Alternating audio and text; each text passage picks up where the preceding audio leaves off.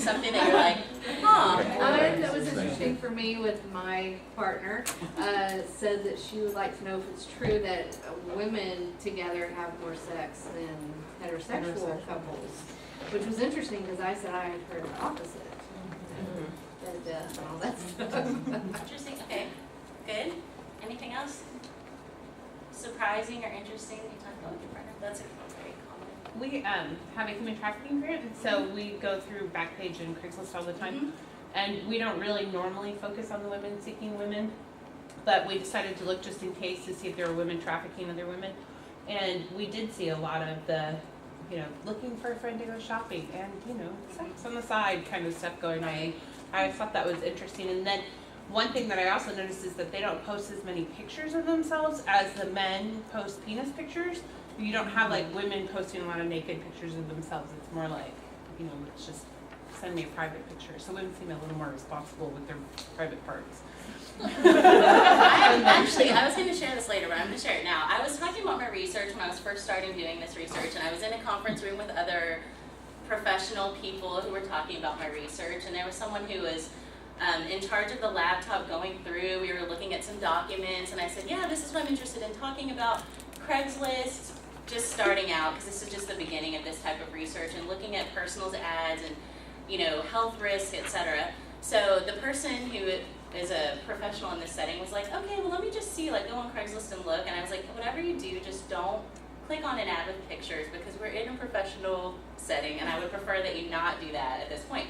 So the first thing, juicy and mature comes up, click, and juicy and mature woman just right there. So everyone's looking, turning red, embarrassed. So it's funny. There are some. Yeah, there are some. So it's very interesting. It kind of goes against sometimes cultural expectation that we have of women, or I think it's shifting now, but very interesting.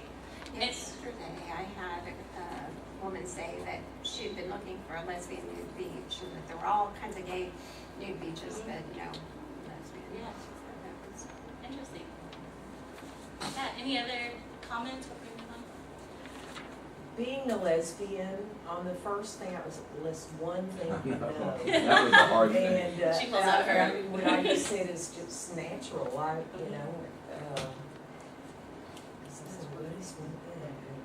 Yeah. It's natural. It's almost not fair of me to ask something like this, right? Because there's so many different ways you can take it. And in here, we're all people who think critically and who analyze situations from multiple perspectives. So to hear, just name one thing, it's hard to, to conceptualize in one specific phrase. It's kind of like when someone says something like, if you were a tree, what type would you be? Or something, and it's like, I don't know. What would I do? Right. Exactly. Any other comments about that before we move on? No. Okay. Do any of these things relate to what you expect to hear about today? I'd kind of like to hear, just almost like taking a pulse before I begin, what kinds of things are you actually expecting to hear today? And then I can, try to tailor what I'm going to be speaking of. Just an I have no overview of idea. lesbian sexuality Yeah, okay. and practice is right. what I was expecting. Good. But. Just like an overview. Same. Same? Okay. So as I said, we will mention that towards the end of the presentation, actually, is when I'll start talking more about practical things, more about practices that are happening. Before that, I'm going to move into just talking about the background of why this is something that's interesting, and why, even though within this setting I feel like people are probably more attuned to these conversations than in other settings, but there's still this amount of awareness that's not always available, that's not always out there. It's something that we take as a given, kind of. We see these certain acronyms for things, like I said, like LGBTQ or something like that, and we are like, oh yeah, L, B, we know the letters, we know what they stand for, but we don't always actually think about what that means sometimes in practice, and the effects that can have on specific health risk is what I'm going to be talking about today specifically. So as I said, if you're into theory, there's going to be a portion of that you'll really love. If you're into thinking about research, there's a small portion on that as well.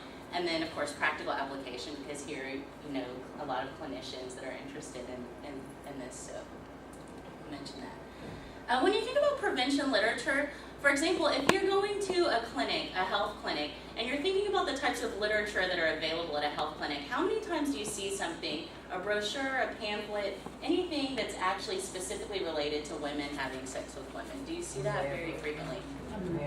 Yeah, I never see that either. I never see a specific script that's tailored just for a woman who has sex with other women.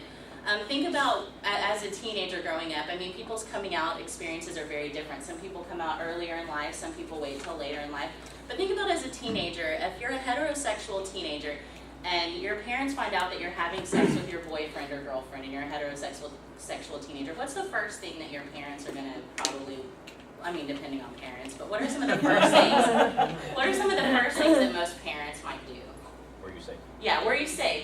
And then they might actually talk about how to use a condom, or tell someone who's comfortable talking to their child about that, to talk about condom usage and how to use condoms. How many kids who come out in high school are met with that same type of situation? I mean, if you think about a girl who comes out and says, "Hey mom, I'm having sex with other women," the mom, most likely, and times are changing, but most likely the mom's not going to say, "Hey, are you safe?" They're probably going to say, "Oh my gosh, my daughter's a lesbian. Like, what do I do with this?" Right? The focus isn't on the practice or the behavior necessarily, how to protect you, how to maintain a healthy lifestyle. It's more about, oh, that's your lifestyle. It's a different focus. Or if it crosses their mind to ask if they're safe, they automatically assume they're perfectly safe Right. because it's a woman. Right. Exactly. And it's not, there's no risk. Exactly. And that's exactly what we'll be talking about today, how there's this assumed idea that there is no risk or such little risk that you don't even have to protect yourself, and what would you even do to protect yourself anyway? So that's something that we're actually going to unpack today. Are you specifically referring to HIV, or are you talking about all prevention? I'm going to be talking about all prevention. I'm going to speak a little bit about HIV and then about other STIs, sexually transmitted infections. So when prevention literature, I was even looking, I know this is kind of small for those of you back there, but this was from the U.S. Department of Health and Human Services. So they have a lot of resources that are available for people for HIV prevention and other STI prevention. But specifically, you notice, I did it for my man, HIV facts for men only, for gay and bisexual men. Then we have protect yourself from HIV for women. It's not directed necessarily to women having sex with women. And if you actually click on that link, there's not a specific thing that talks about how to protect yourself if you're having sex with another woman. So as I said, this is just I'm not saying there's nothing out there, but I'm just saying this is typically what you see when you begin to look into this type of literature. I did it for my man. It's a great campaign helping with HIV prevention. So when I'm talking today, I'm not talking about let's minimize efforts that we're using for men who are having sex with men. I'm basically saying we need to include other orientations as well in this specific conversation. So anyway, great campaign. Also, if you look at the CDC website, they have all this information about sexually transmitted diseases. You notice they have 4 little pictures in that corner. They actually have a picture of gay men, and then they have 2 heterosexual couples. So again, and maybe it is because the population of women having sex with women isn't as large or it isn't as high of a risk, but the fact that this topic is specifically absent from conversation is why I feel it's important to talk about this and to be aware of different things going on. Again, just an illustration of this, estimates of new HIV infections. So of course, HIV infections specifically, I've heard a couple of people mention that maybe the risk isn't as high for women having sex with women, but still, again, just completely absent from any type of statistical information if you're looking. So that's why this warrants further research, is basically what I'm saying here. Disparity, we hear that word a lot, especially if you're a clinician. There are all kinds of conferences on health disparities and economic disparities and social work specifically. If you have a social work background, we talk a lot about disparities and trying to bridge gaps in services, and I'm sure that you do that as well here in this specific setting. One thing to think about is that I've already mentioned when you're looking at specific resources that are available to people, that a lot of times it's heteronormative, so that's one of those big words. You might want to use it Scrabble if you play it anytime soon. You get a lot of letters. But basically, it just means that most of the culture that we live in views things from a heterosexual perspective. So basically, when you go in to have any type of health screenings and you're female, you're automatically assumed to have a male partner. Even if you say on any of those health screenings, are you sexually active? A lot of times they'll automatically start talking about birth control, and it may not be something that's relative to your actual lifestyle, to your actual behavior. So that's all that means there. And then oftentimes, just as I was speaking about kind of the coming out teenager experience and how parents may not be able to understand or try to tell you things to help protect yourself as a woman who's having sex with another woman.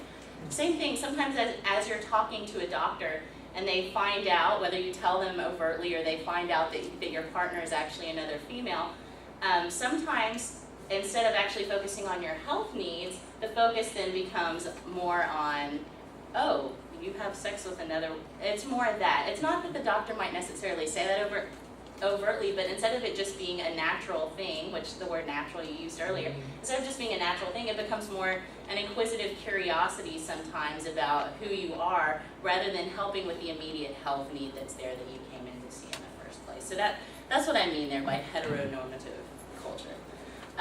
Also, we've already mentioned and alluded to the fact that there's a lower perceived risk there, and I'll unpack that a little bit more as we move forward. So some of the things, again, this is just laying the foundation for what we're speaking about today, terminology. Now, there's this whole debate about labels and using labels and if they actually help or hinder, and we'll unpack that as well. But I think it's important to understand who the population is that we're actually talking about, so I'll talk a little bit about that terminology there.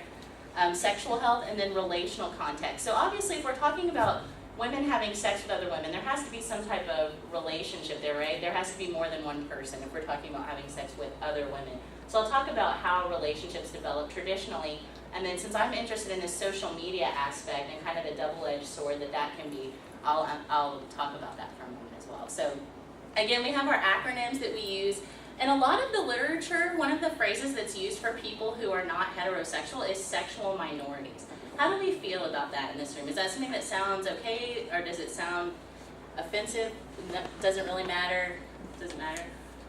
Basically, it's not meant to devalue any specific population. It's just meant to say, these are people who are not the majority culture right now. These are not people who necessarily are going to be 90% of the population. It's people who have sexual practices that are a little bit different than the heterosexual norm as we typically think of it. I prefer the term sexually diverse. I don't know why, I just do. But as I said, a lot of the literature refers to LGBTQ people as sexual minorities, a lot of the literature that's out. MSM, anyone familiar with that phrase? Yes, great. Men who have sex with men. Great, awesome. So WSW is what I started using, and I've seen in some literature coming out now, but that's what I'm using. And there are two different ways that I use this term. Today we're basically going to be talking about women who have sex with other women. So it's parallels, MSM, just turn the M's upside down, WSW, okay, we got that. But also on Craigslist, which as I said, I'm looking at specifically to look at personal advertisements and how that can affect initiation of sex. The section in Craigslist is referred to as women seeking women. So that's why sometimes you'll see WSW and it means women seeking women, which doesn't necessarily mean for sex, right? That could be for, let's go on a shopping trip, or I came in from out of town and I need someone to go to a bar with, or something like that. Okay.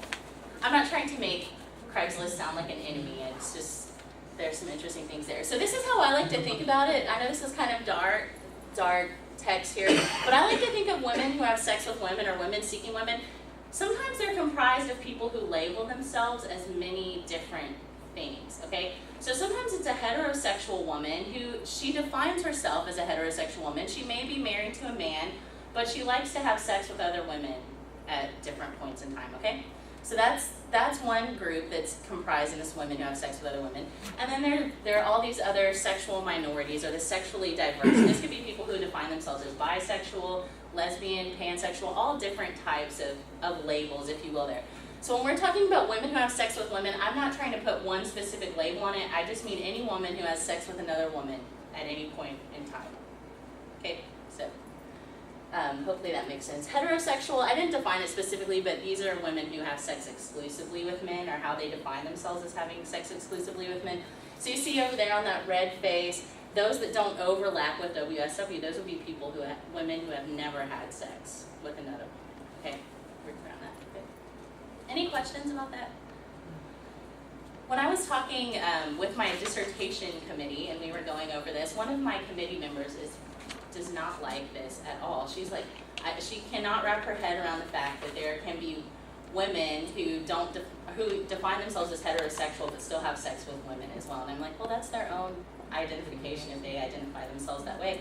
But she's like, no, that's not WSW, you're talking about bisexual women. And I'm like, well, no. So every time I get to this slide, I feel kind of a little, or every time I look at this specific graphic, I'm like, oh no, I can picture her face looking at me, you're not talking about the right thing. I'm like, hey, you're not talking about the right thing. Okay, so there's some specific things to think about with orientation and how people define themselves and label themselves and what type of behaviors they're doing. For example, there are some different outcome predictors we see, and I'm sure you see this, especially if you're working directly with clients. You can see how people's identity and how people's identification can affect drastically their social settings that they're involved in, their family life, people who they relate to, the social circles that they run with, the way that they present themselves in different social settings, economics, the jobs that they may seek. I was just talking before I started earlier that I'm working at a specific university right now that if you work full-time there, you have to sign a lifestyle contract that says that you'll abide by very specific things, which include not drinking alcohol at certain times, which include living a heterosexual lifestyle, etc. So that can affect economics, right? If you can't be employed at specific places where your orientation or your self-labeling or your behaviors are not condoned there. Also, there can be health predictors. As I said, if you don't think that you have a risk, or if you feel like, okay, I went to the doctor one time, I've heard all this stuff about getting tested, and I think that it's a great thing, and I want to do this, and then you go to the doctor and you have a terrible experience, and you feel shamed, and you feel embarrassed, and you feel like you had to explain yourself to your doctor multiple times, is your likelihood of going back as good? No, probably not. So all of these things can happen because of orientation or because of self-labeling there. And then I've already mentioned most of these or alluded to them, that sometimes there may be inequitable access. It could be based on insurance, it could be communication you're having with doctors, it could be resources that are available to you. So all of those are things that need to be considered as well in this equation. And then another one of those big words, cyclical nature of it. The fact that there's actual risk and that there's perceived risk. So what's the difference between an actual risk and a perceived risk? Anyone care to take a stab at it? Well, if your school didn't have that policy, you might still perceive that policy to be de facto. Right. But if your school has that policy, so there's an actual risk. Right, there's an actual consequence that could happen there. There's a real consequence. In terms of women's sexuality and women having sex with other women, what would be an actual versus perceived risk there if we take that example and put it into that context? Being sexual with someone you know who has an STD or something, Right. as opposed to being sexual with someone you don't know their sexual Right. history or their sexual health history. Exactly right. So let's say I go to a clinic because, as I said, I'm interested in being tested. I've heard a lot about it. I'm not really sure what it means, and I'm a woman who has sex with other women, and I go to a clinic to be tested, and I'm there, and I heard that my friend had kind of a rough experience. My friend, who's a lesbian, the doctor wasn't very nice to her. So I feel when I go into there, am I already on edge a little bit maybe? I'm like, oh yeah, I'm expecting Dr. So-and-so to maybe make a comment, but it's okay, I'm prepared for it. That's a perceived risk. Likewise, if I'm going to have sex with another woman and I go to that doctor's office, I don't see any brochures about protecting myself as a woman. I've never heard anything about it before. I've never heard of a woman transmitting HIV to another woman, so I think, there's no way I could get HIV. Like, I don't even know what protection means in this context, so I'm safe. That's a perceived risk, but is there an actual risk involved if I still have sex with that woman unprotected? There's a possible actual risk there, right? There's an actual risk if that person, for example, HPV we'll talk about can be transmitted, so we'll talk about that. The other thing is, a lot of research, I like to be strengths-based, and I like to think about, find people's strengths and build on those strengths, and that's a real, social work kind of thing to do. But a lot of research, if you look, talks about co-occurring disorders with people who are sexually diverse, and the fact that a lot of times there may be other issues and comorbidity that's going on with other things, especially substance abuse, including drugs and alcohol. So very interesting to think about this too, that sometimes these specific things or these specific items may cause people to be isolated from community and may seek community through non-traditional means, which could include things like personal ads, where there may be a faster initiation into sexual behavior. So I'll talk about that in a minute. As I said, there's very little research in this area. There is this lower perceived risk, and that's what I mean by the male exclusivity conundrum. Again, kind of cheesy words, but the fact that men, a lot of times we see them as having the highest risk, MSM, so therefore, since they have such a high risk and we're so focused on that, everything else kind of falls by the wayside, right? Even heterosexual women, sometimes we don't focus as much on the fact that African American heterosexual women are at a really high risk for contracting HIV as well. So that's the male exclusivity conundrum. And then again, we have that lower perceived risk, so I don't think I'm going to get anything. Like, there's not even a risk out there. I've never heard anything about it. So then I have ambivalence. I don't even care about trying to protect myself or care about trying to educate myself because it's already a given. There's no risk there. Okay. I've already mentioned this already, so I'm not going to go a lot into it right now, but we'll talk more about safe sex practices in a bit. We talked about this. Again, just the fact, the refocus of the visit, that's something that I'd really like to mention one more time, even though I've already brought it up, is the fact that sometimes when a healthcare provider finds out, oh, this person has sex with other women, or this is a man who has sex with other men, instead of focusing on the healthcare need that's at hand, sometimes they're more focused on the specifics of the person's identity than on that, what's at hand. So that's something.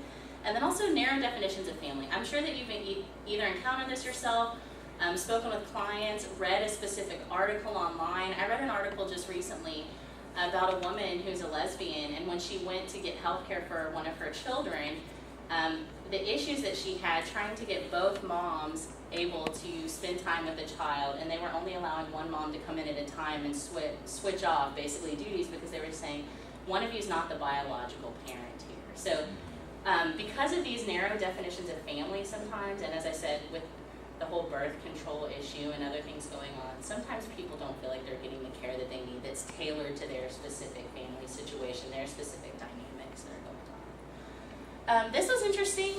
I actually pulled this from the Gay and Lesbian Medical Association, and it was originally from Lambda Legal, but this is looking at the experiences of discrimination by people.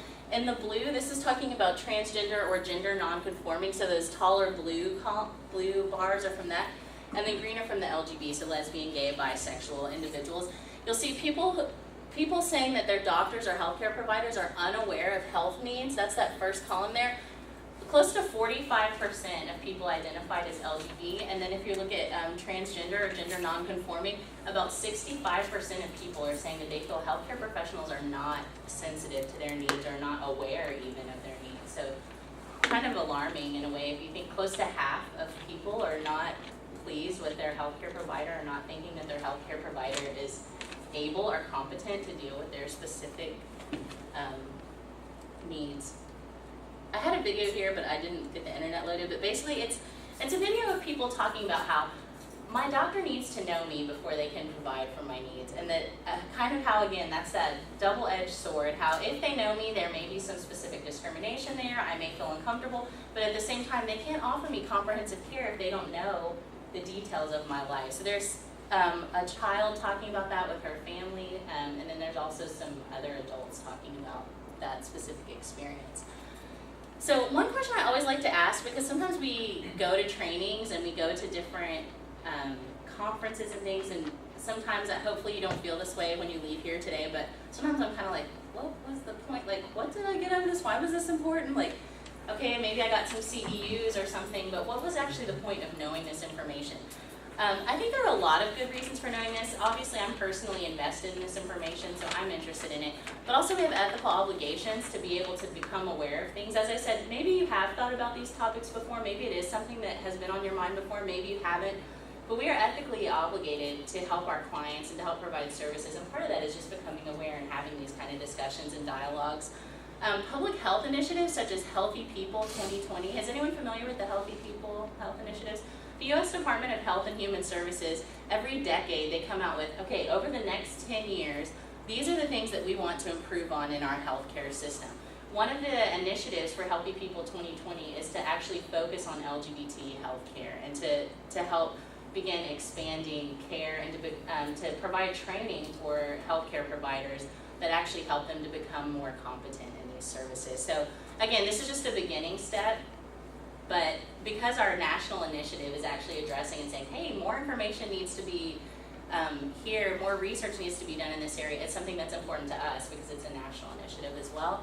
The fact that we're trying to minimize risks and we're trying to help prevent and intervene when people are involved in risky behaviors, that's one of the other important things. And I'll mention this again as we move into our more practical guidelines, but a lot of women who have sex with other women have at one point had sex with a man as well, which increases their risk of contracting HIV. So again, we'll talk about how it's not just about orientation that people say or a label that someone puts on themselves, it's more about what behaviors are actually participating in. I'm not going to ask anyone to, raise their hands or anything like that, but I know I'm guilty of this. Sometimes when I'm on a diet or trying to eat healthier, I can still cheat just a little bit and eat an extra cookie, or when I'm exercising, maybe I am going to exercise for an hour, but then when I'm there, I end up only exercising for 30 minutes or something like that. But I would still say, hey, I worked out for today, or hey, I'm on a diet, or hey, I'm eating healthy. It's the same kind of thing. We're more worried about behaviors. What are people actually doing rather than, hey, I'm on a diet, how they're labeling themselves. It's more about how that lifestyle is actually being lived out behaviorally. So that's what we'll talk about. As I mentioned, I wanted to talk about how these relationships actually develop, first of all. So one of the things I look at are these divergent ramifications here. So what that means is I'm looking at how there are two poles that are happening, two polar, not necessarily opposites, but two different poles on this continuum, that people are getting both positive and negative things out of support systems that they involve in. So what I mean by that is, if I'm saying and I'm identifying with, I'm a woman who has sex with other women, and I identify with other people within that community, and I begin to gain a sense of social support and a sense of connectedness, and I can be open and I can talk about things, and I feel this great sense of connectedness, what would be a negative thing that could come from that?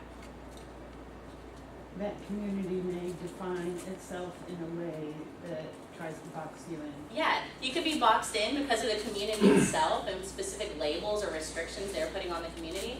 Also, people on the outside looking in, do they often prescribe specific labels or specific ideas about things? Yeah, I'll share personally. Typically when I first meet someone, I don't talk a lot about, oh, I'm lesbian or anything like that. I never say things like that.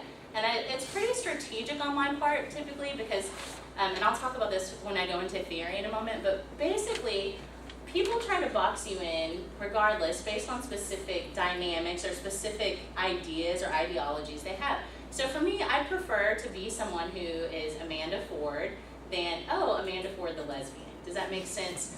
So specifically, not because I'm ashamed to be a part of a specific community or have support from a specific community, but because of labels and specific stereotypes that fall on that community at times. So sometimes I think I'd rather people get to know me first and kind of see me or who I am, and then, later if that comes out, great, but it's not a big issue. So this is what I'm talking about here, that specific set of givens that may be placed on you as part of being a supportive community, which is really unfortunate. I'm not saying that that's a good thing at all, but so there are these opposite polar reactions that can happen. So what happens is, based on traditional formation, what I mean by that is people who meet each other in bars, or people who meet each other in social events, or people who meet each other based on the job, or it's a friend of a friend, or set up on a blind date. Those are kind of traditional contexts for how we meet other people and connect with other people. Social networking, in the last 10 years, you've heard that term, or that phrase probably multiple times, is a way that people meet others in that non-traditional kind of context. It's becoming more traditional now.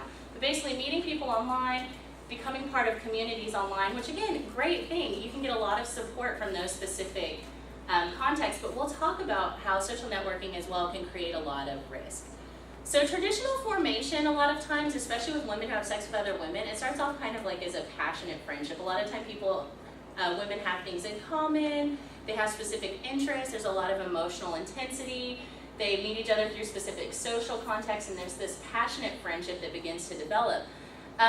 There are different unique aspects of dating. I read probably 3 or 4 different articles in my whole thinking about this. There aren't a lot out there, but most of them said that actually the development of women's relationships with other women, it can be very similarly parallel to heterosexual relationships in the way that people connect with each other. But there are some different aspects that make these relationships sometimes difficult. One of the things is prejudice. For example, if you're a woman and you are creating a relationship with another woman and you're at a kind of a, I hate to use terms like this, but kind of like a straight place, a place where mainly heterosexual people hang out. The way that you react with your partner or with the person that you're dating may be very different as far as your physical affection, the way that you react in public. People may not even know that you're together on a date. They may just assume, hey, that's two friends hanging out kind of thing. So there are these certain aspects of dating that kind of begin at sometimes to have a negative effect on the relationship or the development. There are also these ideas of gender roles. So I'm not talking about biological sex here. I'm talking about how you present yourself, what type of gender role that you put on. If you are more masculine looking versus more feminine looking, those types of things. So because of all of these things, a lot of times people begin to look for that non-traditional or social networking kind of formation. And again, this is something I really like to bring up, the othering of women who have sex with other women. And you may have heard that term othering quite a bit, but basically the fact that there are these false dichotomies that come up. So either this is a femme or a butch, or this is a whatever or whatever. People are polarized into you are one or the other. And I'm sure you've had training or read things as well, but things are a lot more fluid in that people may not be one or the other, but that, hey, if I want to dress more feminine one day, I can present myself as more feminine. If I want to be more masculine, and it doesn't necessarily mean that based on my hair length or the type, if I wear men's or women's jeans, whatever, it doesn't necessarily mean that I don't have characteristics of someone who may fit the other. So again, it's a lot more fluid, it's a lot more complex than just this false dichotomy. So in society and in mass media, culture, etc., we see that dichotomy. People dichotomize all the time, and not just necessarily for women who have sex with women, for a whole array of different things. That can also be one of the ways that the community, the lesbian Exactly. community says you're not doing it right. Right. Exactly. Exactly. And then there's a yeah. Well, no, I'm not going to share a personal story. Okay, let's keep moving. Let's keep moving right along. I jokingly say when I'm talking about myself, my name is Amanda, so I jokingly say Jamando one time, and it's really about me. So if I share a Jamanda story later, just know that. Also, another part of the othering is this hypersexualization. So what does that sound like, hypersexualization? I'm meaning it's every straight man's fantasy Right. to have two women kind of thing. The fact that, lesbians all are blonde and such shape, and they like to, make out in front of with other women in front of men, that kind of thing. There's this hypersexualization that's almost, it's just kind of contrived for culture and for people's consumption. I'm not saying there's anything wrong with that necessarily, but there becomes this idea of an expectation that people feel like they have to live up to, or a label outside that comes in and kind of starts to define a specific population. Again, this lack of seriousness, there are two different points I want to bring up here with lack of seriousness. The lack of risk is one of the lack of seriousness things that comes up. And then the other thing is, have you ever heard anyone say something, there's some term that I heard a student say recently, and I was like, what? Lug, that's what it was, L-U-G. Have you heard that? Lesbian until graduation. Lesbian until graduation. So there's this lack of seriousness, so now you can go home, share that with someone over dinner, enjoy it. Well, that's what parents will often say. Is this just Right. a phase? Exactly. Oh, they went away to college and this happened, and they'll, when they move back home, it'll be different, kind of thing. So there's this lack of seriousness that these relationships actually have validity and actually have meaning at times. And then we are probably all familiar I'm not going to assume that, but just the idea of religiosity, that sometimes depending on what area of the world you live in, what area of the U.S., what town you live in, that there are religious organizations and groups that sometimes label people or label behavior or identity as wrong or right, and there's a whole moral level that begins to become attached to that as well. So those are just all things that other. Okay, so again, social media, I was just mentioning how because of these things, because people may feel isolated, because people feel like sometimes living overtly, they have to begin seeking, not have to, but they feel like they have to begin seeking connections with other people and alternate means. So if I'm on a website somewhere, if I have a blog, I can say anything I want. I can even maintain anonymity, right? People don't even have to know it's me saying it or me doing anything. I can even post a picture of juicy and mature and just cut the head, hide my face or, blur out the eyes or something, and no one even knows that it's me. So social media, again, it's that double-edged sword. Really positive things can come from social media. There are a lot of blogs where people are able to talk about things going on in their lives that actually are very useful, very therapeutic, very helpful for other people as well. You can go on and read stories from other people, and sometimes, especially in an isolated rural area, there may be someone who thinks, no one else even deals with this at all. I'm the only one. What's wrong with me? And they can go online and they can feel connected with other people, and they can see, this is not an isolated experience. Nothing's wrong with me. Other people are feeling the same thing. So that is an amazing, great connection that people can have from social media. A lot of health initiatives and movements have actually really begun to grow in leaps and bounds based on social media, Facebook websites, following different organizations on Twitter. All kinds of different things can be helpful based on social media. And these things are very helpful, not just for that sense of personal belonging that I was talking about, but for information dissemination. So when something is going on now, a lot of us, even if like during hurricane season, we may get text to our phone talking about things that are going on. Similarly, in the LGBTQ community, things that are going on, important events, specific health issues, they can all be disseminated very quickly based on social media outlets. So that's a really positive thing.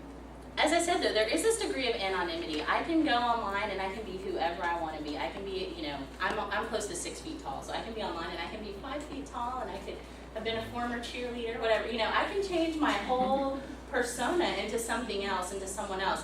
So even though that could be something that may be entertaining, it could hold a degree of risk for me. It could keep me from being authentic, for one thing, obviously, but also the risk that's involved there. So we've all heard about MSM, men who have sex with men, and the fact that there can be a heightened risk in specific sexual practices. And there are actually research articles using Craigslist and other personals ads, which you may or may not be familiar with, that talk about how the higher risk the behavior is, the more frequently those specific ads are answered. So men who talk about barebacking, people respond to those ads more frequently. And should I talk about barebacking? Everyone's okay with that term? Yeah. Oh, I should talk about it? Yeah, No, I'm just okay. kidding. Okay, I was like, okay. I can do a demonstration. I don't know. I don't think so. Anyway, so because of the nature of the ads, there's a heightened risk there. And so men, a lot of times, there's a higher risk. So what I was interested in is, are there higher risks with women too because of anonymity? Because you can meet up with someone at a hotel somewhere and then never see them again. Is there the potential for a higher risk there because of that? So I'm interested if that translates into women who have sex with women as well. So that's where I begin my quest for research. And again, this is the one phrase that I want you to keep remembering. It's not so much a function of orientation, so think labeler. It's not so much what people label themselves, it's what they're actually doing with their behaviors, right? So that's what's important to remember, is the behavior there. I've talked about this already, just the fact that you have a lot of benefits from social networking, from being related to communities, but there could be risk there and benefits, and you kind of have to weigh those two things and educate people about how to utilize those things effectively. So that's that. Talked about this already. It was interesting, there was this one research study that I read that was talking about people who use Craigslist, they have a 14% higher chance of contracting AIDS and syphilis, which I was like, wow, that's a pretty significant percentage. And that was more so than other websites that I was looking at. So interesting there. Just that there is a seriousness to it. I worked on an outreach grant here for about 3 years, and we did a lot of online stuff for men who have sex with men. But are there, besides Craigslist, are there other female sites that are really There are a popular? lot of female sites. There's plenty of fish stocks. I mean, there are a ton. There are probably like 15 or 20 that I know about. And then there are also sites dedicated specifically to women who are married that are seeking women to have sex with, like specific dating websites just for that specific population. And then there's a whole milieu of age ranges and all kinds of things. So yeah, there are specific sites there. And as I said, I think sometimes there's a perception, especially with married women who are married to men, like heterosexual women, they think, oh, well, it's not really cheating on my husband if I have sex with another woman, or there's not any risk there. I can't get pregnant, I'm not going to get a disease, so it's, no one's going to find out, or it's not a big deal. So there's kind of that whole thing as well. So I'm not going to spend a lot of time, but I just want to share my framework for talking about this, which you've probably heard some of it already come out, what I'm speaking about. But this is just for those of you who are interested in theory and you think it's kind of fun, or hopefully at least one person in here besides me feels that way, like, oh, theory, cool. So one of the theories, and again, if you have any type of social work background and some counseling backgrounds as well, you talk about oppression and how there's this intersectionality of oppression. This comes from feminist literature as well, if you're familiar with feminist literature. But basically what that means is that's just a fancy way of saying when people are in disenfranchised or minority populations, regardless of what minority it is or what culture they're relating to, that anytime that you exist in more than one of those, that those oppressions intersect, so that it becomes compounded, and there's a bigger chance that you're feeling that oppression and that discrimination and that risk. So here, with women seeking women, people are at a crossroads of those isms. So they may be a woman, they may be sexually diverse, they may be from a different ethnic culture, maybe because of their age, maybe because of an education level. So all of those isms start to collide, and that's one way that people begin to feel that isolation, as I said, and begin to try to connect with people in those types of ways. There's also this idea of dual identity, which I really like this specific theory for some reason, because it talks about how it's not that you have any type of dissociative identity disorder or something like that. It doesn't mean that. It just means that we all present ourselves differently depending on what context that we're in and depending on what type of culture we're confronted with. So here you can probably imagine as I'm speaking to you, the way that I'm presenting myself may be a little bit different than how I present myself, like at 10 o'clock at night when I'm getting ready to go to bed at night, right? I probably wouldn't be dressed quite like this. I wouldn't have my shoes on. I may not be talking quite like this.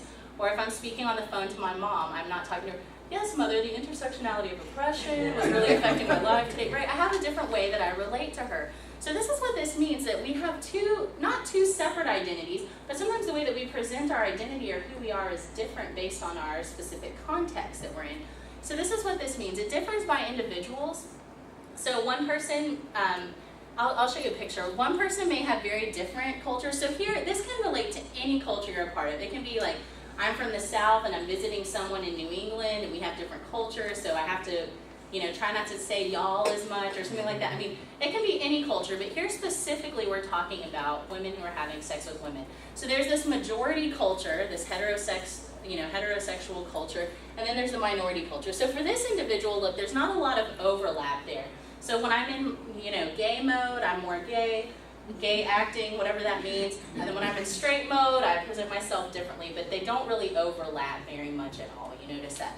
This person, look, they're the minority and majority culture, they pretty much overlap. I'm pretty much consistent, authentic everywhere I go, whatever I do. It doesn't look so much like two, separate presentations of self. So again, there's nothing right or wrong or more or less valuable about either of these two things. It's just illustrating the fact that everybody's a little bit different in how you present yourself in different settings, right? So people who work in a lesbian who works in an LGBT affirming organization may not have any trouble saying that overtly and may not have, trouble talking about family life, etc. But if you are trying to work at an organization where you have to sign one of those lifestyle contracts, you may not bring a significant other to a banquet or something like that. So that's just talking about how those two things are different. And then finally, the idea of planned behavior. So again, it's not about orientation, it's about the behavior that people are participating in. And this is just the idea of where behavior comes from. So, of course, I'm assuming everyone's probably taken, general psych or something in college, and you talk about behaviors. And one of the questions is, do behaviors come from nature, how you're born? Is it genetic, or is it from nurture, the environment, and things that are going on? This specific theory of behavior talks about how behavior is actually from beliefs. So these can be from nature or from nurture, from either or, but you have specific beliefs about things. You have specific beliefs about the behavior, about the consequences of the behavior, about how people are going to view the behavior. And then based on those beliefs, I intend to do something, I plan to do something, and then I actually complete that behavior. So I like this theory. I like a lot of health research uses it, but I prefer overlapping those two theories. So this is kind of my personal conceptual framework for how I'm viewing women who have sex with women and why they participate in specific high-risk behaviors. So what I call mine is identity-informed behavior, and it basically looks like this. You have the majority and minority culture, so that's represented by the yellow and blue. And then again, they may have different overlaps, but my beliefs are driven from my identity. So I have my identity within the minority and majority culture, and then my beliefs about that, how I actually identify myself, how other people identify me, are going to inform how I actually behave. So anyone care to try to put this into the women who have sex with women context? Or I'm going to take a stab at it. So basically, if I'm a woman who's having a sex with another woman, my beliefs may be, oh, there's no risk here. I have no risk of getting any STI at all because there's nothing out there about it. I don't think I have a risk at all.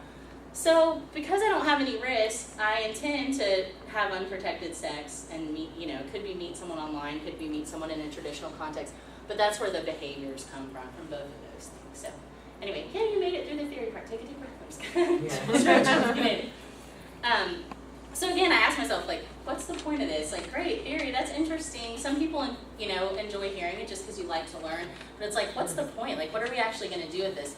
Again, we just want to raise awareness there. Not raise risk. Let's raise the risk, guys. No, we want to raise awareness and then assess the risk that's available there. We want to think about potential outcomes there. So maybe this isn't the first time you've heard about this, but you want to think about ways that you can educate not just yourself. And I say that as well about myself. I'm a constant learner. Like, I need to continuously learn about how to reach people, how to talk to people, how to educate. So we can aim things at prevention and intervention and treatments as well. And then also further research needed. So again, this is a field, even though a lot of research has been coming out about MSM, women who have sex with women or women seeking women, those types of populations, there's really not a lot of research out there about that.